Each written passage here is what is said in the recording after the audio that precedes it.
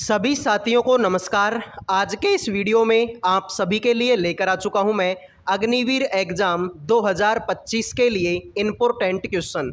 जैसा कि आप सभी को पता है अग्निवीर की एग्ज़ाम डेट आ चुकी है और आप सभी ने अपना अपना जो एडमिट कार्ड है उसको भी चेक कर लिया होगा। तो मेरे भाई एक बार वीडियो में आगे बढ़ने से पहले सभी बच्चे अपनी अपनी एग्ज़ाम डेट कमेंट कर दो कि आपका पेपर कौन सी तारीख को है और कौन सी शिफ्ट में है, ताकि मुझे पता चल सके कि किस शिफ्ट के और किस दिन के ज़्यादा बच्चे हमारे साथ में लाइव हैं। तो देखो भाई, दो संख्याओं का एलसीएम 48 है और उनका अनुपात 2:3 है। तो संख्याओं का योग ज्ञात कीजिए। बताओ भाई इस क्वेश्चन का राइट आंसर क्या होगा।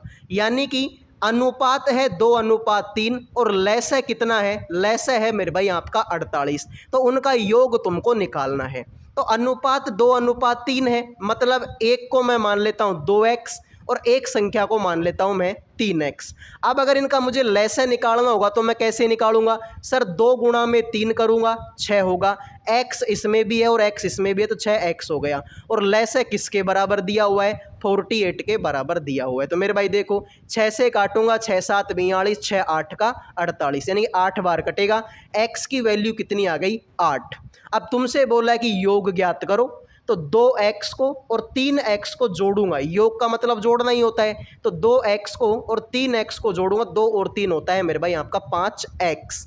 लेकिन भाई x की वैल्यू तो 8 है, तो x की जगह पर 8 लिखेंगे, 8 पंजे 40। यही तुम्हारा राइट आंसर होगा, ऑप्शन नंबर 1। आ जाओ भाई अगले क्वेश्चन पर बढ़ते हैं।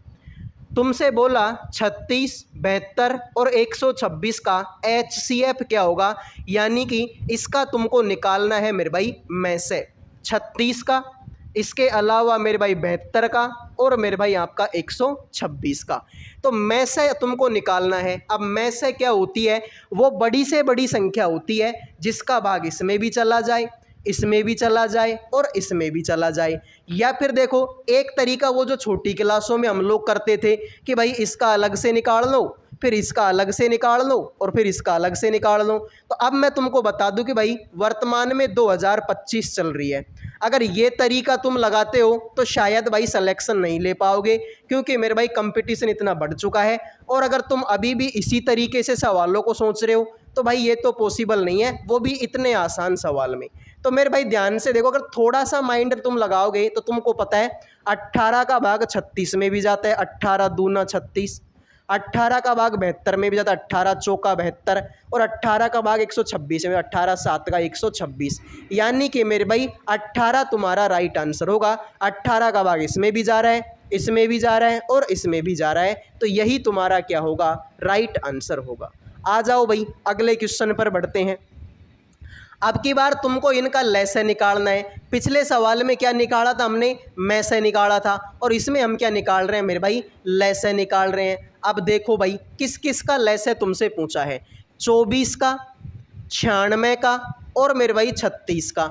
अब एक तरीका तो ये है जो छोटी क्लासों में करते भाई, इस तरीके से इसको कर लो, ठीक है मेरे भाई। या फिर आप इस तरीके से कर सकते हो भाई। देखो ट्रिक तो ये भी बोलती है कि छोटी से छोटी संख्या पकड़ो। तुमने छोटी संख्या पकड़ी 24। अब 24 का भाग 96 में जाता है, तो सर हाँ 24 का भाग 96 में जाता तो है, मतलब अब तुम ऐसे करो 24 को हटा दो। 24 का कोई काम नहीं, क्योंकि भाई 24 से बड़ी संख्या 96 और 24 96 से पूरा पूरा कटता है। इसका मतलब अब तुम क्या करो, 24 को हटा दो, कोई काम नहीं है। अब 96 और 36 में ऐसी कोई संख्या ढूंढो जो दोनों में जाता हो। तो मेरे भाई देखो 12 का भाग इसमें भी जाता है, 12 का भाग इसमें भी जाता है, तो 12 ले लो। 12 8 का 96, ये 8 बार कटेगा, और 12 3 36, ये 3 बार कटेगा। इनको गुणा कर दो। 12 8 का कितना होता है, 96। 96 गुणा में 3 करोगे तो मेरे भाई कितना आता है, 288 आता है। कितना मेरे भाई, 288 आप लोगों का आता है, ठीक है। तो राइट आंसर होगा ऑप्शन नंबर सी। या फिर आप वो छोटी क्लासों वाला तरीका लगा लो, जैसे कि 24, 96 और 36। अब देखो यहाँ पर इस तरीके से लाइन खींच लो। सबसे पहले 2 का भाग जाएगा, इसमें भी जाता है, इसमें देंगे 48 बार जाएगा, इसमें देंगे 18 बार जाएगा। फिर 2 का भाग देंगे, इसमें 6 बार जाएगा, इसमें 24 बार जाएगा, इसमें 9 बार जाएगा। फिर 2 का भाग देंगे, इसमें 3 बार जाएगा, इसमें मेरे भाई 12 बार जाएगा और इसमें मेरे भाई आपका जाएगा ही नहीं। फिर 2 का भाग देंगे, ठीक है, तो इसमें जाएगा नहीं, इसमें 6 बार जाएगा, इसमें जाएगा नहीं। फिर 2 का भाग देंगे तो फिर इसमें 3 बार जाएगा नहीं, इसमें 3 बार जाएगा, इसमें जाएगा नहीं, तो 9 लिख देंगे। अब देखो 3 3 9, तो डायरेक्ट 9 का ही दे लो भाई। 9 का देखो, 3 में 3 का भाग जाएगा और 9 में भी 3 का जाएगा। अब तुम डायरेक्ट 9 का भाग दे लो। तो अब देख लो, 9 दूना 18, 18 दूना 36, 36 दूना 72, 72 दूना 144, 144 दूना 288। तो कैसे भी कर लो मेरे भाई, आंसर कहीं नहीं जाएगा, आंसर वही आएगा जो आना है। तो 288 आंसर होगा। अब चाहे तुम ट्रिक से कर लो चाहे बिना ट्रिक कर लो। आओ अगले क्वेश्चन को देखो। एक व्यक्ति 3 मिनट में 885 मीटर चलता है, उसकी चाल किलोमीटर प्रति घंटा में कितनी होगी? सभी बच्चे बता दो। एक व्यक्ति 3 मिनट में 825 मीटर चलता है, उसकी चाल किलोमीटर प्रति घंटा में बदलनी है आप लोगों को। अब लेकिन सर किलोमीटर प्रति घंटा में कैसे बदले? ये तो मीटर में दिया हुआ है और ये मिनट में दिया हुआ है। तो मेरे भाई मीटर को किलोमीटर में कैसे बदलते हो? सर 1000 का भाग देते हैं। तो मेरे भाई दूरी कितनी है? सर दूरी तो 825 मीटर है, तो मीटर को किलोमीटर में बदल लो 1000 का भाग दे के। तो सर 1000 का भाग देंगे, कितनी बार जाएगा? 25 तिया 75 हो जाएगा। और मेरे भाई कितना बचेगा? 7 25 तिया 75, 33 बार जाएगा। इसको काटेंगे, ये 40 बार हो जाएगा। तो ये तो हो गई दूरी। सर समय कितना है? समय है मेरे भाई 3 मिनट का। अब 3 मिनट को घंटे में बदलोगे तो 60 का भाग देना भाई। 1 घंटे में 60 मिनट हो, इसलिए 60 का भाग देंगे। 60 का भाग देंगे तो 1/20 तुम्हारा ये हो जाएगा। तुमसे पूछा चाल, चाल बराबर में होती है दूरी बटे में समय, दूरी बटे में समय। तो दूरी कितनी आई? सर दूरी आई हमारे पास में कितनी? 33/40 और समय आया 1/20। तो मेरे भाई कैसे करना है? 20 से काटेंगे, तो 20 से काटेंगे ये 2 बार कटेगा, तो ये हो जाएगा 33/2। 33/2 का आधा कितना होता है मेरे भाई? तो 16.5 होता है। तो 16.5 इसका राइट आंसर हो जाएगा। ठीक है मेरे भाई, 33 16.5। ठीक है, 33 का आधा कितना होता है? 16.5। तो 16.5 तुम्हारा राइट आंसर हो जाएगा। यही तुम्हारा क्या है? आंसर होगा। ठीक है मेरे भाई, तो जिन बच्चों ने आंसर दे दिया ये, उनके हो गए मेरे भाई आपके मज़े, बाकी सभी का गलत है। आओ भाई अगले क्वेश्चन को देख लेते हैं। एक ट्रेन 180 किलोमीटर प्रति घंटे की चाल से चल रही है, मीटर पर सेकंड में इसकी चाल ज्ञात करो। तो मेरे भाई ट्रेन की चाल कितनी है? 180 किलोमीटर पर हावर। इसको मेरे भाई मीटर पर सेकंड में चेंज करना है। तो जब भी किलोमीटर पर आवर को तुम मीटर पर सेकंड में चेंज करते हो तो तुमको क्या करना होता है? सर तुमको 5/18 से गुणा करना होता है। ठीक है भाई, सिंपल सी ट्रिक है। तो किससे गुणा कर दो? 5/18 से। तो 180 को जब तुम 5/18 से गुणा करोगे, 18 से काटेंगे, 10 बार कटेगा, 10 पंजों कितना हो जाएगा? 50 हो जाएगा। यही तुम्हारा राइट आंसर है, बात खत्म। तो जिन बच्चों ने बी आंसर दे दिया उनके हो गए भाई मज़े, बाकी सभी का ये क्वेश्चन गलत हो चुका है। आ जाओ भाई अगले क्वेश्चन पर बढ़ते हैं। पहली 1947 सम संख्याओं का औसत ज्ञात करो। तो भाई अगर तुमको इसकी ट्रिक पता है तो आप 1 सेकंड में इस सवाल को कर दोगे। अगर ट्रिक पता नहीं है तो मेरे भाई सुबह से शाम हो जाएगी, आप इस सवाल को नहीं कर पाओगे। क्योंकि मेरे भाई पहली 1947 सम संख्या जैसे कि 2 4 6 8 10 12 14 16, इतना मतलब कितनी कहाँ तक जाना है तुमको? 1947 बार ऐसे लिखना है। ठीक है भाई, 1947 बार। फिर तुमको सबको जोड़ना पड़ेगा और 1947 का भाग देना पड़ेगा। तो भाई सुबह से शाम हो जाएगी, तब भी तुम इस सवाल को नहीं कर पाओगे। तो सिंपल सी ट्रिक है कि सम संख्याओं का औसत क्या होता है, मतलब पहली सम संख्याओं का औसत क्या होता है, उसमें +1 कर दो। जैसे कि अगर 1947 सम संख्याओं को औसत पूछे, तुम इसमें 1 और जोड़ दो, 1948 तुम्हारा क्या होगा? राइट आंसर हो जाएगा। वो तुमसे पूछे कि पहली 5000 सम संख्याओं को औसत बताओ, क्या होगा? तो तुम इसमें 1 जोड़ देना कि सर 5001 हो जाएगा। वो तुमसे पूछे कि पहली 2 लाख सम संख्याओं का औसत कितना होगा, तो उसमें तुम 1 जोड़ देना। तो भाई ये सिंपल सा ट्रिक है कि पहली 1947 सम संख्याओं का औसत क्या होगा? कितनी भी दे सकता है, तुम बस उसमें 1 जोड़ देना, तुम्हारा आंसर आ जाएगा। आओ भाई अगले क्वेश्चन पर बढ़ते हैं। पहली 100 प्राकृतिक संख्याओं का औसत क्या होगा? पहली 100 प्राकृतिक संख्याओं का औसत क्या होगा? तो जब भी मेरे भाई प्राकृतिक संख्याओं की बात होगी, औसत हमेशा बीच की संख्या आएगा। अगर तुमको इस तरीके से नहीं पता तो मैं तुमको उदाहरण के लिए बता देता हूँ। भाई देखो, जैसे मान लो तुम्हारे पास में 1, 2 और 3, ये तुम्हारे पास में 3 प्राकृतिक संख्या है। अब तुम बोलोगे सर इसका औसत क्या होगा? तो आंख बंद करके बता सकता हूँ, इसका औसत 2 होगा। कैसे होगा करके देख लो। 3 और 2 5 और 1 6। और कितनी संख्या है मेरे भाई? 3, तो 3 का भाग दे दो, 3 दूनी 6 आ गया मेरे भाई 2। मान लो मैं तुमसे बोल दूं कि भाई 1 2 3 4 5, अब बताओ इनका औसत क्या होगा? तो मैं आंख बंद करके बता सकता हूँ इनका औसत 3 होगा। 2 इधर छोड़ दो, इधर छोड़ दो। अगर इस तरीके से नहीं पता ऐसे कर दो भाई, 5 और 4 9, 9 और 3 12, 12 और 2 14, 14 और 1 15, 15 है। कितनी संख्या है? 5, 5 का भाग दे दो, 5 तिया 15। तो सेम लॉजिक तुमको यहाँ पर लगाना है। पहली 100 प्राकृतिक संख्याओं का औसत 1 2 3 4, ऐसे कहाँ तक जाना है? 100 तक। अब इनके बीच का औसत होगा, या फिर इस तरीके से नहीं पता, देखो ऐसे कर लो। जब भी कंटिन्यू संख्या होती है तो क्या करना होता है? शुरू की संख्या और लास्ट की संख्या को जोड़ दो, 101 हो जाएगा। भाई 1 में 100 जोड़ेंगे 101 हो जाएगा। इसमें फिर 2 का भाग दे दो, 50.5 आंसर आएगा, बात खत्म। ठीक है, 50.5 आंसर आएगा, बात खत्म। तो ये ट्रिक आपको याद रखनी है जब भी सिंपल, ठीक है, जब भी पहली संख्याओं की बात हुई, पहली 100, पहली 200, पहली 500, पहली 1000, 10,000, 50,000, तो कुछ नहीं करना, शुरू की संख्या को लास्ट की संख्या से जोड़ना है और 2 का भाग देना है, आंसर आ जाएगा। जैसे मैं अभी तुमको बता रहा था नहीं भाई, इनका औसत क्या? 1 2 3 4 5, तो देखो क्या करना है, शुरू की संख्या को और लास्ट की संख्या को जोड़ दो, 5 और 1 6, 6 में 2 का भाग देंगे, 3 आंसर है। लो आ गया औसत 3। पहले भी 3 आ रहा था, अब भी 3 ही आ रहा है। तो ट्रिक से कर लो चाहे बेसिक से कर लो, आंसर तो वही होगा। आओ भाई अगले क्वेश्चन को देखो। 7 के प्रथम 20 गुणजों का औसत। लो भाई इतना सिंपल सवाल है जिसकी मतलब कोई हद नहीं है। तो 7 के प्रथम 20 गुणज, 7 एकम 7, 7 दूनी 14, 7 तिया 21, 7 चौक 28, 7 पंजे 35, ऐसे कहाँ तक जाना? 20 बार। तो 7 गुणा 20 करेंगे, लास्ट में आएगा तुम्हारा 140। भाई 20 7 का 140 होता है।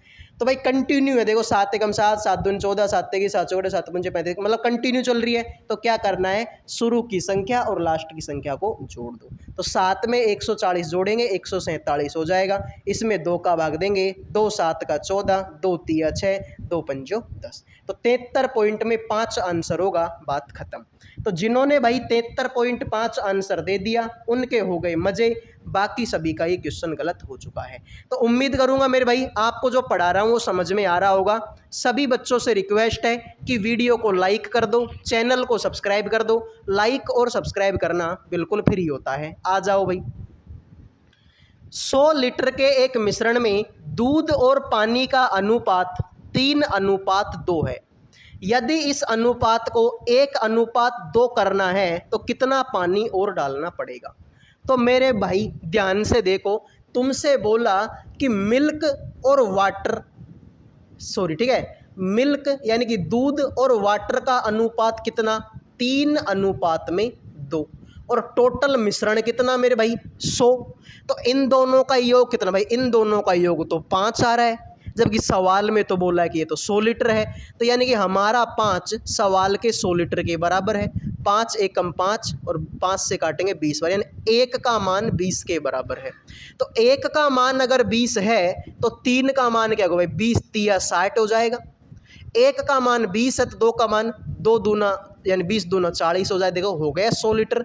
60 लीटर तो ये और 40 लीटर ये हो गया, दोनों को मिलाकर 100 लीटर। बात तो सही बोल रहे हो। अब इसने बोला कि अनुपात रखना है 1:2। तो कितना पानी और डालना पड़ेगा? तो 1:2 रखना है। ठीक है भाई।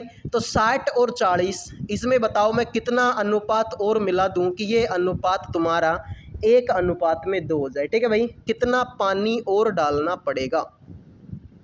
तो ऐसे कर दो मेरे भाई, इसमें तुम 80 लीटर और मिला दो। भाई देखो, अगर तुम इसमें 80 लीटर और मिला देते हो तो ये कितना हो जाता है? सर ये हो जाएगा तुम्हारा 120। तो ये तो कितना है मेरे भाई? 60। और ये कितना हो जाता है मेरे भाई? 120। तो देखो 60 एकम 60, 60 दूना 120 हो गया 1:2। यानी कि मेरे भाई तुमको 80 लीटर पानी और मिलाना पड़ेगा। ठीक है मेरे भाई। तब जाकर ये अनुपात कितना बैठेगा, 1:2। सिंपल सी बात है ना भाई। भाई ये तो तुम्हारा 60 है, भाई दूध तो तुमको फिक्स रखना है, मिलाना तो पानी है, और पानी तुम्हारे पास में 40 है। तो 40 में अगर मैं 80 जोड़ दूं तो 120 हो जाएगा। तो 60/120, 60 एकम 60, 60 दूना 120, तो 1/2 आंसर आ गया। यही तो लाना था हमको, यानी कि सर 80 लीटर पानी तुमको मिलाना पड़ेगा। आओ भाई अगला क्वेश्चन देखो। एक मशीन का धातु भाग तांबे, जिंक और शीशे के मिश्रण से 13:6:1 में बनाया गया। यदि इसमें जिंक का वजन 90 किलो है तो बता दो कुल वजन कितना होगा। तो मेरे भाई तुमसे बोला कि तांबा, तुमसे बोला जिंक, और तुमसे बोला शीशा। तांबा, जिंक और शीशा, अनुपात है 13, 6 और 1, 13, 6 और मेरे भाई 1। अब तुमसे बोला कि जिंक का वजन तो 90 किलो है, लेकिन सर हमसे तो बोला है कि जिंक तो 6 के अनुपात में है, यानी कि हमारा 6 सवाल के 90 किलो के बराबर है। तो 6 से काट दूं मैं, इसको कट जाएगा क्या ये, तो 6 एकम 6, 6 से काटूंगा 6 एकम 6, 3 बचेगा, 6 पंजे 15, 6 का 90, यानी कि 1 का मान आ गया 15 किलो के बराबर। तुमसे बोला कुल वजन, तो कुल कितना है, 13 तो ये है और 6 ये, 13 और 6 19, 19 और 1 20। तो मेरे भाई जब 1 का मान 15 है तो 20 का मान कितना होगा, 20 गुणा में 15, 15 दूना 30, यानी कि 300 किलो हो जाएगा। बात खत्म। तो जिन बच्चों ने 300 किलो आंसर दे दिया उनके हो गए भाई मजे, बाकी सभी का ये क्वेश्चन गलत हो चुका है। ठीक है भाई, तो 300 किलो तुम लोगों का राइट आंसर है। बात खत्म। आओ भाई अगला क्वेश्चन चेक करो। यदि ए का 15%, बी के 25% के बराबर, सॉरी ए का 15% और बी का 25% का अनुपात कितना है, 8:11। तो ए बटा में बी की वैल्यू बताओ कितनी होगी। तो सर कैसे करना पड़ेगा सवाल को, बिल्कुल भाई देखो भाई, ए का 15%, ए का 15%, बी के 25% के, बी का 25% और इनका अनुपात है 8/11। तो कैसे क्या करूं मेरे भाई, चेक कर लो। देखो परसेंटेज से परसेंटेज कट जाएगा, 5 का भाग दूंगा 3 बार, 5 का दूंगा भाग 5 बार, जो नीचे है वो तो चला जाएगा ऊपर और जो ऊपर है वो नीचे आ जाएगा। तो ठीक है, ए अनुपात में बी क्या होगा, तो सर 5 8 का 40 और 11 तिया 33, तो 40/33 तुम्हारे सवाल का राइट आंसर होगा। यही तुम्हारा राइट आंसर है। तो जिन बच्चों ने डी आंसर दे दिया उनके हो गए भाई मजे, बाकी सभी का गलत है। 40/33 तुम्हारे क्वेश्चन का राइट आंसर होगा। आओ भाई अगले क्वेश्चन पर बढ़ते हैं। देखो तुमसे बोला कि ए अनुपात बी 3:4 है, बी अनुपात सी 5:7 है, तो बता दो ए अनुपात सी की वैल्यू क्या होगी। तो भाई ऐसे सवालों में भाई देखो यहाँ पर ए अनुपात बी कितना है, सर ये तो 3:4 है। फिर बी अनुपात सी, सर बी अनुपात सी कितना है, सर ये तो 5:7 है। तो सर यार ये तो दिक्कत हो गई ना। दिक्कत क्या हुई कि भाई यहाँ पर तो बी का मान 4 है और यहाँ पर बी का मान 5 है, तो ये तो उल्टा पुल्टा मामला। अगर यहाँ पर भी बी है और यहाँ पर भी बी है तो दोनों जगह सेम वैल्यू होनी चाहिए, लेकिन यहाँ पर तो 4 आ गया और यहाँ पर 5 आ गया, तो ये सर उल्टा पुल्टा मामला है। तो ऐसे करो, उल्टा गुणा कर दो तुम लोग। यहाँ पर 4 है ना, तो ऐसे करो इसको 4 से गुणा कर दो, और यहाँ पर 5 है ना, तो इसको 5 से गुणा कर दो। देखो इसको 5 से गुणा करो, 5 तिया 15 और 5 चौका 20, तो ये तो हो गया 15 20, तो ये ए हो गया और ये बी हो गया। इसको करेंगे तो 4 पंजो 20 और 4 7 का 28, तो ये तुम्हारा बी हो गया और ये तुम्हारा सी हो गया। तुमसे बोला ए अनुपात सी, तो ए का मान तो 15 है और सी का मान तो 28 है, 15 28 यही तुम्हारा राइट आंसर होगा। बात खत्म। तो जिन बच्चों ने ए आंसर दे दिया उनके हो गए मजे, बाकी सभी का गलत है। तो ये क्लास यहीं पर ख़त्म होती है। उम्मीद करूँगा आपको पसंद आई होगी। मैंने काफ़ी सारे मैथ के क्वेश्चन आपको करवा दिए। बिल्कुल भाई, जय हिंद जय भारत।